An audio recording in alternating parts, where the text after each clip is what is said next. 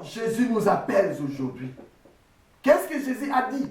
C'est lui qui veut me suivre, qu'il renonce à lui-même. On nous appelle à la renoncement au soir. Voilà comment on revient au Seigneur. On revient au Seigneur au travers d'un choix. Dieu nous appelle à faire un choix aujourd'hui. Qui devait choisir aujourd'hui? Nous avons l'arbre de vie, qui est Jésus-Christ, et nous avons l'arbre de connaissance du bien et du mal, qui est ta vie.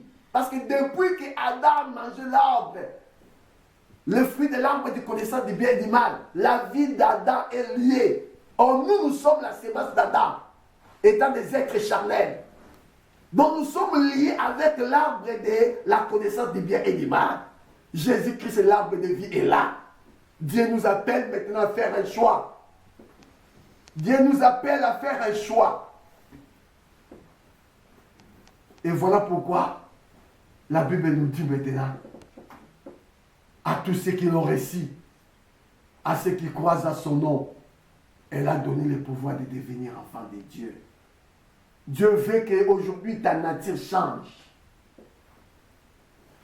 Dieu veut que ta nature change. La nature là, pécheresse.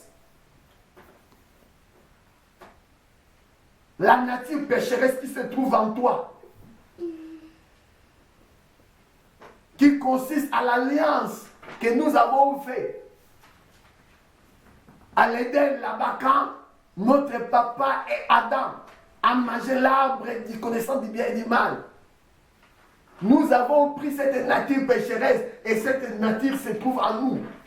Et aujourd'hui, Dieu veut que nous renoncions à cette nature. Mais au moyen de quoi? Au moyen d'un choix. Jésus est venu maintenant devant toi. Il nous appelle. Voilà comment on revient à l'Éternel. Revenez de vos mauvaises voies. Donc ça veut dire revenez de nos mauvaises voies, c'est quoi? C'est de choisir Jésus, de renoncer en soi, de dire Seigneur, aujourd'hui, j'ai compris que je suis un pécheur. J'ai compris que aujourd'hui, étant un pécheur, la Bible dit, le salaire du péché c'est la mort. Or, il n'y a point de juste, pas même un seul, c'est qu'on devait savoir. Comme il n'y a pas de juste, pas même un seul. Donc nous méritons tous la mort. Et Dieu nous appelle maintenant à renoncer à cette vie qui t'appelle à la mort et de les recevoir. Si aujourd'hui tu prends la décision de dire oui, aujourd'hui je renonce à soi. Donc je renie ma vie. J'ai vite compris que ce qui m'attend étant un homme charnel, étant un homme pécheur, c'est la mort. Aujourd'hui, je ne veux plus cette vie. Jésus, viens. Je t'ai choisi aujourd'hui. Je veux que tu vives à moi. Si tu le fais avec sincérité, à ce moment-là, bien-aimé, Jésus viendra se lier avec toi. Et à partir de ce moment-là, la Bible nous dit maintenant, ce qui va s'accomplir, c'est quoi? 2 Corinthiens, chapitre 5, verset 17. Si quelqu'un est en Christ, il est une nouvelle créature. Voici maintenant toutes choses sont devenues nouvelles en Christ. Dieu nous appelle maintenant que toutes choses deviennent nouvelles en Christ. Il nous appelle maintenant à entrer à l'abri. Comme nous voyons maintenant les enfants d'Israël. Quand ils ont vu toutes ces choses s'accomplir. Des choses que nous voyons aujourd'hui aussi. Dans nos yeux, dans nos propres yeux. Des choses qui sont accomplies aujourd'hui. Je vous dis une chose, c'est une voix. C'est un cri de minuit qui appelle maintenant des vierges à se réveiller. Je veux que tu sois compté parmi des vierges sages. Dieu t'appelle aussi à te réveiller. Or, nous se réveillons en retournant, à revenir seulement au Seigneur. Dieu nous appelle à revenir à lui. Dieu appelle nos nations de revenir à lui. Dieu appelle les hommes, tous les peuples du monde, de revenir à lui. Les nations devaient revenir à Dieu comment? En changeant des lois qu'ils nous ont mis. Toutes les lois là qui contredisent les lois de Dieu. Ils devaient la changer. Et nous les hommes, on devait revenir à Dieu comment? En donnant notre vie à Jésus. Aujourd'hui, il est revenu de choisir Jésus. Pourquoi? Parce que mes bien-aimés, je vous dis une chose. Quand ces choses-là sont arrivées en Égypte, il y avait un peuple qui est appelé à entrer à l'abri. Des signes là pour les enfants d'Israël.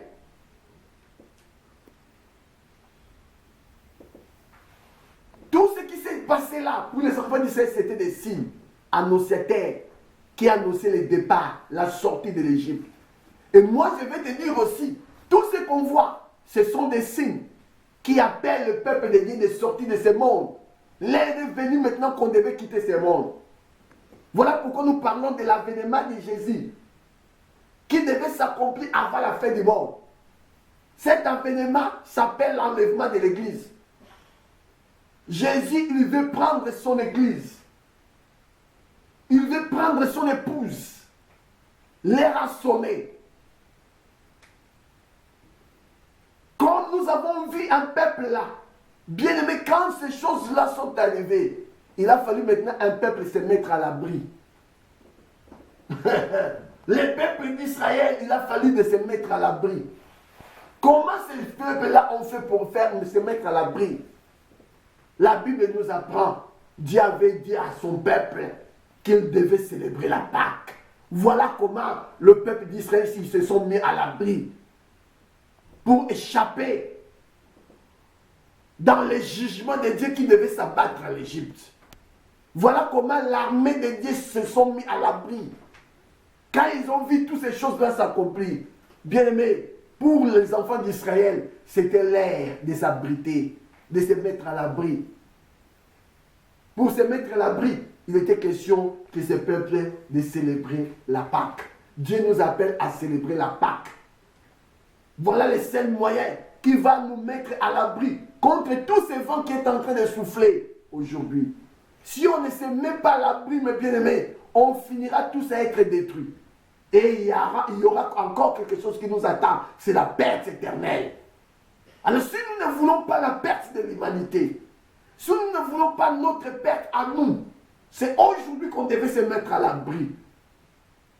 Le peuple d'Israël, qu'est-ce qu'ils ont fait? Ils ont accepté de célébrer la Pâque. La Pâque de l'Éternel. Et nous avons vu quelles étaient les lois de la Pâque. Dieu avait dit à son peuple, je passerai la nuit pour exterminer tout premier-né en Égypte. Mais quant à vous, qu'est-ce que vous devez faire? Vous devez s'enfermer dans la maison. Et vous allez immoler un agneau. Et vous allez prendre le sang de cet agneau-là. Vous allez l'appliquer sur les deux poteaux et sur les laitons de la porte. Et vous mangerez la viande. Donc l'animal est là. Vous la mangerez. Et Dieu a dit d'ailleurs à son peuple, il devait manger tout, sans rien laisser. S'ils n'arrivent pas non plus à finir de les brûler, mais rien ne pourra rester jusqu'au matin. Et quand ces peuples-là, ils ont célébré la Pâque, en obéissant à ce que la loi, en obéissant à l'ordre de Dieu, pour être épargnés. Parce que le Seigneur avait prédit qu'il allait passer pour tuer tout premier né en Égypte. Et la Bible dit, quand ces peuples, ils ont célébré la Pâque, la nuit, le Seigneur a passé. Dieu a dit, là où je trouverai le sang, je passerai outre. Bien aimé, le peuple là, il a fallu de faire une chose. Manger la Pâque, c'est bien. Mais laisse-moi te dire, celui qui mange la Pâque, d'accord de l'Éternel, il avait reçu un ordre, l'obligation d'appliquer le sang sur les deux poteaux et sur les laitons de la porte. Parce que c'était le signe qui comptait aux yeux de Dieu. Les signes du sang. Jésus a dit, là où je trouverai le sang, je passerai outre. Mais le sang de l'agneau immolé. Aujourd'hui, mes bien-aimés, beaucoup de gens aujourd'hui, ils se disent qu'ils ont cru au Seigneur Jésus-Christ. Mais bien-aimés, où est le signe? Ce qui fera en sorte que l'exterminateur, d'accord, ne entre pas dans ta maison pour tuer, pour détruire. Ce qui fera en sorte que la peste est là, qui est en train de ravager l'humanité, n'entre pas dans ta vie. Il faut quoi? Il faut qu'il voit les signes. Pour que la mort n'entre pas dans ta vie, il faut qu'il y ait un signe. S'il n'y a pas de signe, la mort entrera. Beaucoup de gens, ils ont dit que j'ai crié au Seigneur Jésus-Christ, c'est bien. Mais si tu as crié au Seigneur Jésus-Christ, il faut qu'il y ait des signes. Il faut que les signes, l'application du sang. Aujourd'hui, nous parlons du sang de Jésus. Le sang, c'est quoi? La Bible dit, le sang de toute chair repose dans le sang. Car le sang, c'est l'âme de toute chair. Donc, quand ils ont pris le sang de l'agneau là qu'ils avaient piqué, c'était la vie de l'agneau qui devait servir de signe. Alors, nous aussi, Dieu nous appelle à appliquer le sang de Jésus dans notre vie, mes bien-aimés. Donc, quand nous parlons du sang de Jésus, c'est la vie de Jésus-Christ qu'on devait appliquer. C'est la vie de Jésus-Christ qui va nous épargner, d'accord, dans tous ces dangers-là. Qui va nous épargner dans tous ces pestes-là. Qui va nous épargner de la mort. Je parle de la mort de l'âme. C'est le sang de Jésus. Quand je parle du sang de Jésus, c'est la vie de Jésus. Beaucoup de chrétiens aujourd'hui, ils se disent, ils ont cru au Seigneur Jésus-Christ. Mais quand on regarde dans ce vie, on ne trouve pas la vie de Jésus-Christ. Oh bien-aimé, tu crois quoi? Tu crois que l'exterminateur n'entrera pas parce que tu as dit tu as cru au Seigneur Jésus-Christ? Non. L'exterminateur n'entrera pas sur toi s'il voit la vie de Jésus-Christ en toi. Quand nous parlons de la vie de Jésus-Christ, c'est quoi? C'est mise en pratique de la parole de Dieu. Quelqu'un qui ne vit pas la parole de Dieu, mais bien, mais laisse-moi te dire, tu es exposé comme toute autre personne. Pourquoi? Parce qu'il n'y a pas les sangs qui devaient servir du signe. Où est les sangs qui servent du signe aujourd'hui? Malheureusement, aujourd'hui, nous voyons dans notre société, quand toutes ces choses sont arrivées, les coronavirus sont arrivés, qu'est-ce que je vis? Beaucoup de prédicateurs, ils sont en train de donner à beaucoup de gens des assurances mortes. Pourquoi? Parce qu'ils sont en train de réciter ou de faire ce que j'appelle les slogans de versets. Quel verset ils ont aimé apprendre ce verset de Psaume 91. Écoutez quand il prend ce verset. Psaume 91. La Bible dit, celui qui demeure sous l'abri du Très-Haut repose à l'ombre du Tout-Puissant. On parle bien, celui qui demeure sous l'abri du Très-Haut. Ne prenez pas ce verset de le faire comme un slogan. De donner des gens des espoirs là où ils ne pourront pas espérer. Celui qui demeure sous l'abri du Très-Haut. Il est question de demeurer sous l'abri du Très-Haut. Quand nous parlons du demeurer sous l'abri du Très-Haut, c'est quoi? C'est d'avoir la vie de Jésus en toi.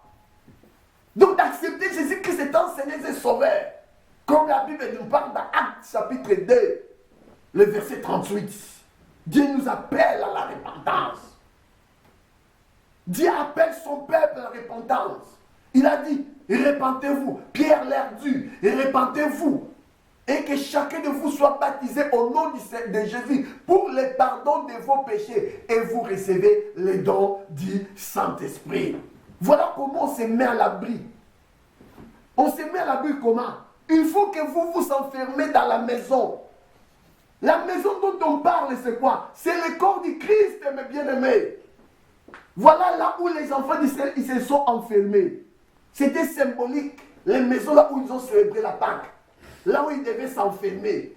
Nous aussi, nous sommes appelés à s'enfermer dans cette maison. Mais la maison dont on parle, il y a une seule maison. C'est le corps du Christ. Voilà le seul lieu qui nous sert de l'abri. Or, pour entrer dans le corps du Christ, Dieu nous appelle à la repentance. Mais bien aimé, Dieu nous appelle à la repentance. Voilà Actes 2, 38. Pierre leur dit, repentez-vous. Je dis, la repentance consiste à un choix. Tu devais renoncer à soi pour choisir Jésus. De comprendre que tu es un pécheur. Et de prendre maintenant acte de ton engagement. Que dorénavant le péché ne peut plus vivre à moi. Mais c'est Christ qui devait vivre en moi. C'est pour cela Paul dira, si je vis, ce n'est pas moi qui vis, mais c'est Christ qui vit en moi.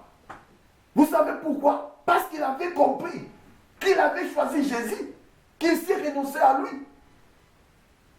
Et quand il a pris cet engagement, d'accord, de ne plus vivre dans le péché, alors quand Dieu a trouvé à Paul cette sincérité, qu'est-ce que Dieu a fait? Il a accordé à Paul et il accorde à tout un chacun. Bien-aimé, quand tu crois avec sincérité, tu te répands avec sincérité, tu prends cette décision, ce que j'appelle l'engagement de bonne conscience de l'homme envers Dieu. Dieu te donnera le Saint-Esprit de Dieu. Et quand tu reçois le Saint-Esprit de Dieu, c'est par là s'accomplit. 1 Corinthiens chapitre 12, verset 13. Qu'est-ce que la Bible dit dans 1 Corinthiens chapitre 12, verset 13? Écoutez ce que la Bible dit. Nous avons tous en effet, nous avons tous en effet été baptisés dans un seul esprit pour former un seul corps, soit juif, soit grec, soit esclave, soit libre. Et nous avons tous été abreuvés d'un seul esprit. Voilà ce qui arrive. Quand quelqu'un reçoit les dons du Saint-Esprit, tu fais partie du corps du Christ. Parce que c'est au moyen du baptême du Saint-Esprit que nous entrons dans cette maison-là. Et quand tu entres maintenant dans cette maison-là, c'est par là, maintenant la Bible dit quoi? C'est par là s'accomplit Psaume chapitre 91. Celui qui demeure sous l'abri du Très-Haut. Psaume 91. La Bible dit, c'est par là s'accomplit. Quand tu reçois les dons du Saint-Esprit, mais pour avoir les dons du Saint-Esprit, la Bible nous appelle à la repentance. Repentez-vous, mes bien-aimés. Il est revenu maintenant, on devait revenir au Seigneur. Tout ce qu'on voit là, cette épidémie-là qui est en train de faire des ravages, bien-aimé, cela devait être le cri de minuit pour toi. Cela devait t'interpeller, que tu te prépares à la rencontre de ton Dieu. Donc Dieu t'appelle d'accord, de se préparer. Donc la préparation des lampes. La lampe c'est quoi? La Bible dit, ta parole est une lampe à nos pieds et une lumière à nos sentiers. Voilà comment on devait se préparer. On devait se préparer par rapport à la parole de Dieu. Et la Bible dit, celui qui demeure sous l'abri du Très-Haut repose à l'ombre du Tout-Puissant. Voilà comment on se repose dans l'ombre du Tout-Puissant. Ce n'est pas un slogan. Toi qui n'as pas le Saint-Esprit de Dieu, parce que tu n'as pas non plus, d'accord, t'es repenti de tes péchés. Tu es là, tu manges le péché comme du arachide. Hein? Tu bois du péché comme de l'eau. Mais aujourd'hui, tu récites ce verset, tu crois qu'en récitant le verset, tu te mettras à l'abri, à la force de réciter le verset, mais vous êtes grandement dans l'erreur. Revenez de vos mauvaises foi. Dieu nous appelle à la repentance. Dieu appelle son peuple à la repentance. Celui qui demeure sous l'abri du Très-Haut repose à l'ombre du Tout-Puissant. Voilà comment on repose à l'ombre du Tout-Puissant. Dieu nous appelle à demeurer sous l'abri du Très-Haut. L'abri du Très-Haut, c'est le corps du Christ. Voilà là où on devait s'abriter. Voilà là où les enfants d'Israël se sont enfermés pour que l'exterminateur ne frappe pas. Voilà là où on devait célébrer la Pâque. C'est dans le corps du Christ. Dieu nous appelle à faire partie de son corps. De devenir un avec lui. Parce qu'il est notre époux. La Bible dit l'homme quittera son père, sa mère. Comme nous avons vu le Seigneur, il a quitté le ciel. Il est descendu ici-bas pour chercher son épouse. Il veut que tu sois son épouse. Et la Bible dit les deux deviendront une seule chair. Voilà la façon dont on devient une seule chair. Quand on remet notre vie à Jésus, quand on prend la décision de tout abandonner, comme Pierre a dit autrefois au Seigneur, nous avons tous abandonné pour te suivre. Quelle sera notre récompense? Voici des choses, bien-aimées, la façon dont on devait faire les choses. Dieu nous appelle à la repentance.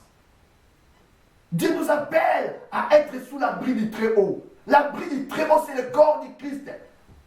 Si tu ne te trouves pas sur le corps du Christ, mes bien-aimés, les versets là ne te serviront à rien. Le diable, il n'a pas peur du verset. Parce que tu récites des versets bibliques ou tu as tant de versets bibliques dans ta tête, tu crois que le diable va fuir les versets bibliques? Non! L'unique chose que les diables ne pourront pas affronter, c'est la vie de Jésus. Et la vie de Jésus, c'est le Saint-Esprit. Quand il vient à toi, il va te ramener maintenant dans la vie de la parole. L'application du sang. La vie de Jésus. Aujourd'hui, regarde aujourd'hui. C'est ainsi la Bible dit quoi? Il demeure. Il repose à l'ombre du Tout-Puissant. Je dis à l'Éternel, mon refuge et mon forteresse, mon Dieu à qui je me confie. Car c'est lui qui te délivre du filet de l'oiseleur, de la peste et de ses ravages. Ces versets maintenant, ça va s'accomplir à la personne à qui? À la personne qui s'est mise sous l'abri du Très-Haut. Celui qui demeure, comme la Bible dit, celui qui demeure sous l'abri du Très-Haut, repose à l'ombre du Tout-Puissant. Voilà comment on repose à l'ombre du Tout-Puissant. De se mettre sous l'abri du Très-Haut. Et l'abri du Très-Haut, c'est le corps du Christ. Si tu ne te trouves pas si tu ne te trouves pas sur ce corps-là, bien aimé, laisse-moi te dire, tu n'es pas abrité, tu es exposé. Et le filet de l'oiseleur, d'accord, te retiendra. Voilà pourquoi beaucoup de gens aujourd'hui, ils sont pris du filet de l'oiseleur. Voilà pourquoi beaucoup de gens ils sont infectés. Beaucoup de gens sont morts aujourd'hui. Pourquoi? Parce qu'il n'y a personne qui pourra te délivrer. Parce que tu n'es pas sous l'abri du Très-Haut. Celui qui demeure sous l'abri du Très-Haut repose à l'ombre. Dieu nous appelle à reposer sous son ombre. Voilà là où on devait se mettre. Bien-aimé, je vais te dire une chose. Que ces pestes ne nous troublent pas. Mais que cela soit pour toi un cri de minuit.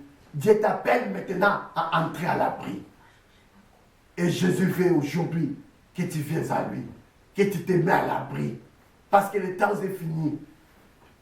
Et quand tu vas donner ta vie, remettre ta vie à Jésus, bien-aimé, c'est par là, maintenant, toutes les armes là que l'ennemi a forgées seront nulles sans effet pour toi. Et je finis par là. La Bible dit, s'il forme des complots, cela ne viendra pas de moi. Quiconque se liguera contre toi tombera sous ton pouvoir. Voici, j'ai créé l'ouvrier qui souffle les charbons au feu et qui fabrique une arme par son travail. Et j'ai créé aussi le destructeur pour la détruire. Alléluia. Je vais te dire ce matin, Dieu veut que tu sois le destructeur pour détruire l'œuvre du diable. Parce que Dieu a dit, j'ai créé l'ouvrier qui souffle les charbons au feu et qui fabrique une arme par son travail. Tout ce qu'on voit là, les épidémies là, ce sont des armes forgées par l'ennemi. Mais ce sont que des ouvriers. C'est Dieu qui les a créés.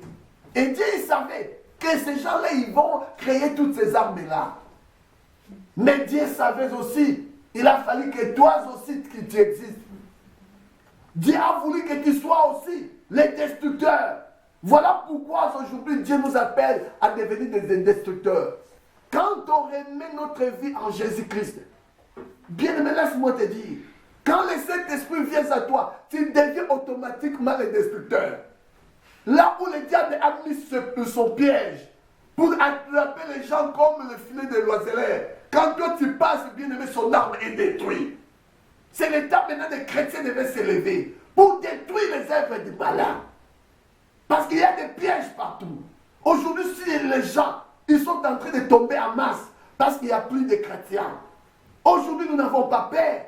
Mais on devait passer là où le diable a mis ses pièges. Parce que nous sommes des destructeurs pour détruire les œuvres du malin. On devait s'élever dans nos prières pour détruire tout ce que le diable a fait. Parce qu'eux, ils sont là. Des démons sont en train de libérer, de faire, de jeter des mauvais sorts, des maladies. Nous aussi, on devait se lever étant des destructeurs pour proclamer la destruction, de proclamer le fait de Dieu, pour détruire tout ce que le diable, bien-aimé, a fait comme une arme. Et c'est ainsi, plusieurs personnes, ils vont échapper, d'accord, dans toutes ces calamités. Et c'est le temps maintenant à toi de se lever. Lève-toi, mon frère, lève-toi, ma sœur, parce que le temps est venu. Tu devais se lever étant le destructeur. Le diable n'est qu'un ouvrier. Tout ce qu'il a fait là-bas, les démons sont des ouvriers. Ils ont soufflé les chapeaux, ils ont fabriqué les armes. Voilà les épidémies, des pandémies là que nous parlons aujourd'hui, des coronavirus. Ce ne sont que les armes forgées. Mais laisse-moi te dire, Dieu il savait que toi aussi tu as une arme pour détruire cela. Et l'arme que tu as, c'est Jésus-Christ de Nazareth. Lève-toi maintenant à la prière. Lève-toi à la prière. L'heure est venue maintenant qu'on devait se lever. L'heure qu'on devait s'exprimer. Parce que l'heure du départ a sonné pour nous. Dieu veut aujourd'hui que tu sois prêt. Dieu veut que tu sois sous l'abri des Très-Hauts. Dieu veut, bien-aimé, que tu te lèves parce que tu as des armes qu'il faut. Parce que Jésus-Christ, il est notre arme efficace pour détruire l'œuvre du malin. Que le Seigneur Jésus-Christ vous bénisse.